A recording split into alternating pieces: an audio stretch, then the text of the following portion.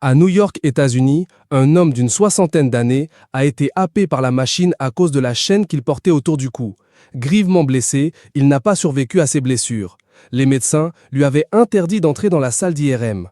Un tragique accident s'est produit dans un centre médical de Long Island, dans ma banlieue de New York, États-Unis, le mercredi 16 juillet 2025. Alors qu'il patientait en salle d'attente pendant que son épouse passait un IRM, imagerie par résonance magnétique, un homme âgé de 61 ans est entré dans la pièce alors qu'il n'y avait pas été autorisé. En effet, les médecins lui avaient demandé de rester à l'extérieur en raison des éventuelles conséquences du champ magnétique. Comme l'ont rapporté des témoins à nos confrères américains du New York Times, il est entré après avoir entendu sa bien-aimée crier de douleur. La victime portait une grande chaîne métallique autour du cou, ce qui l'a attiré dans la machine, ont indiqué les forces de l'ordre avant d'annoncer qu'une enquête avait été ouverte. Une machine IRM capable de projeter un fauteuil roulant.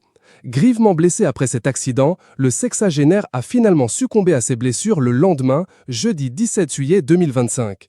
Face au drame, les équipes du centre médical américain ont tenu à rappeler qu'il existait des règles strictes à respecter lors du passage d'un IRM. Les ondes magnétiques envoyées par l'appareil sont tellement puissantes qu'il est impératif de retirer l'ensemble des objets métalliques que l'on pourrait avoir sur soi. Pour rappel, les IRM sont équipés de puissants aimants permettant de photographier l'intérieur du corps. Contrairement à la radio, cette machine ne comporte pas de rayons X.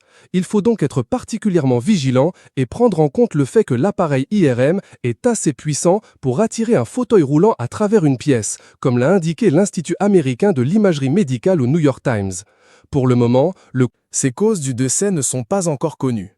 Néanmoins, un médecin interrogé par ABC7 indique que l'homme aurait pu mourir de strangulation, asphyxie ou encore des blessures au cervical si le patient a été projeté